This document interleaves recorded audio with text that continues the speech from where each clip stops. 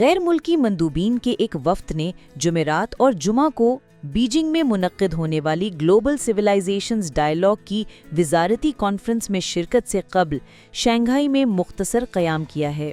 Shanghai میں اپنے قیام کے دوران مندوبین نے چین کے ان متحرک اقدامات کا مشاہدہ کیا جو ثقافتی تبادلے، جدید صنعت سازی اور عالمی تعاون جیسے شعبوں میں سامنے آ رہے ہیں۔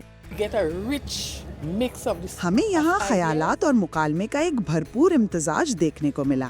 میرا ماننا ہے کہ ہم ایک دوسرے کی ثقافت اور طریقہ کار سے بہت کچھ سیکھ سکتے ہیں۔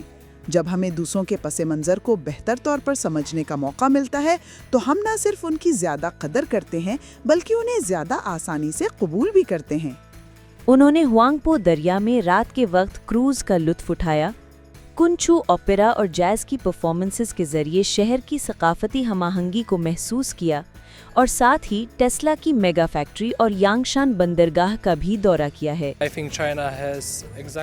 میرے خیال میں چین بخوبی جانتا ہے کہ وہ کس سمت میں ترقی کر رہا ہے۔